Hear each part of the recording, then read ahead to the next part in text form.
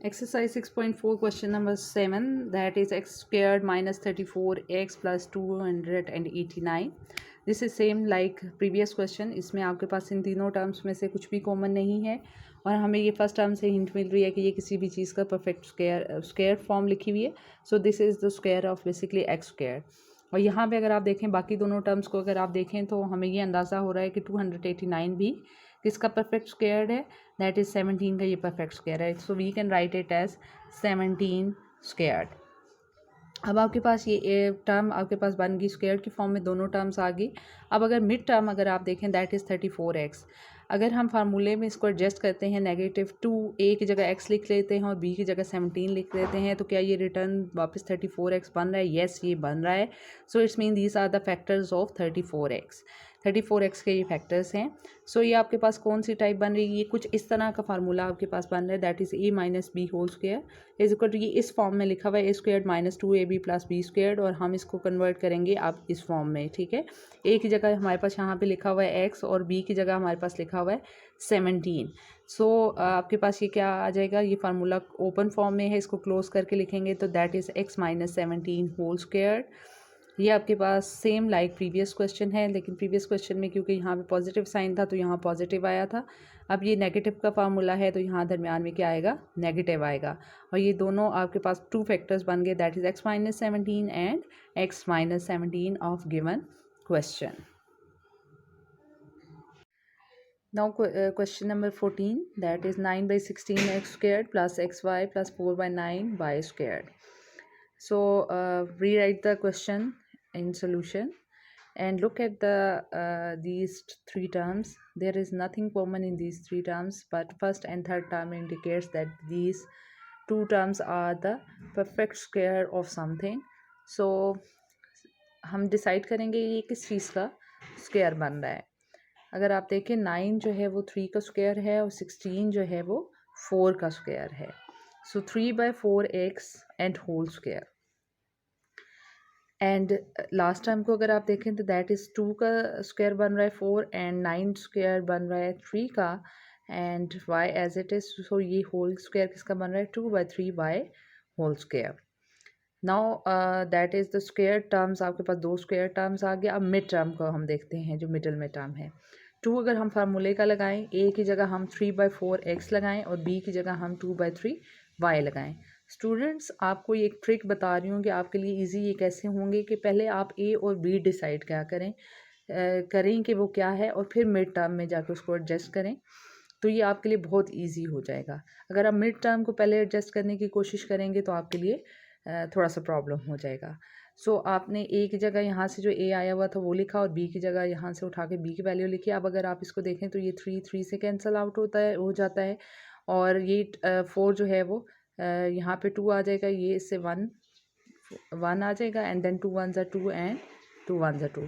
सो remaining आपके पास x Y आ गया जो कि आपके पास मिड टर्म बन रही थी. इट्स मीन कि ये आपके पास आपने सही फैक्टर्स निकालने हैं एक्स वाई के. सो आप क्या करेंगे? ये आपके पास फार्मूला बन गया a square plus 2ab plus B square, and इसको अगर आप क्लोज फॉर्म में लिखेंगे तो that is a plus b whole squared. So ये आपके पास a प्लस बी, a की जगह 3/4x और b की जगह 2/3y एंड होल स्क्वायर्ड आ जाएगा. ओके स्टूडेंट्स, प्रीवियस हमने जितने भी क्वेश्चंस किए एक्सरसाइज 6.4 के, उनमें हमने देखा कि कुछ भी स्टार्ट में कॉमन नहीं निकल रहा था, जस्ट वो a square plus 2ab plus B square की फॉर्म में लिखे हुए थे और हमने उनको क्लोज फॉर्म में लिख दिया. बट ये जो आपके पास क्वेश्चन है, question number 17, that is 16x raise to power 6 minus 16x raise to power 5 plus 4x raise to power 4. इसमें अगर आप देखें तो अगर इन तमाम तीनों टर्म्स को देखें आप तो 16 जो है वो 4 का मल्टीपल है. ठीक है, और इस तरह से आप देखें तो 16 तीनों टर्म्स में 4 का मल्टीपल मौजूद है. 4 का मल्टीपल यहाँ पे 4 1s are 4 है, 4 4s are 16 है, 4 4s are 16 है. मीन्स के आपके पास ये जो है इसको हम 4 मल्टीप्लाई बाय 4 लिख सकते हैं, इसको भी 4 मल्टीप्लाई बाय 4 लिख सकते हैं. मीन्स इसमें से हम 4 कॉमन निकाल सकते हैं. और बाकी आप x की पावर्स देखें तो जो कॉमन मिनिमम पावर बन रही होती है वो आपने निकालनी होती है. पीछे तो हमने उनको अलग अलग सेपरेट करके लिखा था, यहाँ वैसा करना पॉसिबल नहीं है. अगर आपको वो प्रैक्टिस हो जाएगी तो आप यहाँ पे इजीली जज कर लेंगे कि आपके पास क्या चीज़ कॉमन निकल रही है। तो यहाँ पे आपके पास कॉमन निकल रहा है 4 और x की मिनिमम पावर निकलेगी x रेज टू पावर 4, क्योंकि तीनों में इन्वॉल्व हो रहा है। दैट इज़ 4 + 2 6 आता है, 4 + 1 5 आता है और यहाँ पे 4 मौजूद है। तो हमारे पास क्या कॉमन आएगा 4x raise to power 4।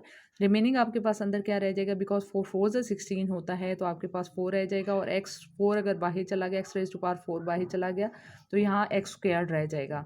Negative sign as it is, then 16 again 4 common अगर चला गया तो 4 4 से 16 होता है, 4 अंदर रह जाएगा। एक्स रेज टू पावर अगर 4 कॉमन चला गया तो अंदर x रह जाएगा, प्लस ये पूरी की पूरी टर्म कॉमन चली गई थी, कुछ भी नहीं जब बचेगा तो आप वहाँ पे 1 लिखेंगे। ये आपके पास आ गया कॉमन।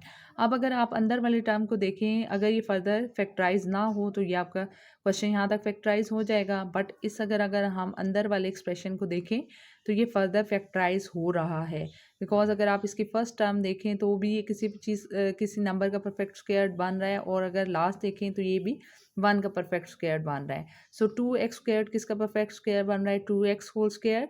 ये एज इट इज़ लिख देंगे, ये 2x होल स्क्वायर बन रहा है और ये 1 का स्क्वायर बन रहा है। अब अगर हम मिड टर्म को एडजस्ट करें तो दैट इज़ 2ab, a की जगह 2x लिखेंगे और b की जगह 1 लिखेंगे। एंड देन हम जो है वो इस फार्मूले को, ये a squared minus 2ab plus B squared का फार्मूला बन रहा है, इसको हम क्लोज करके लिखेंगे। ये वाली टर्म आपकी एज इट इज़ आ जाएगी, इसको हम क्लोज करके लिखेंगे, दैट इज़ 2x माइनस 1 का होल स्क्वायर। सो ये आपके पास जो है वो हमने दो आपके पास फैक्टर्स आ गए in the form of multiplication. So आपने इसको फैक्टराइज कर दिया।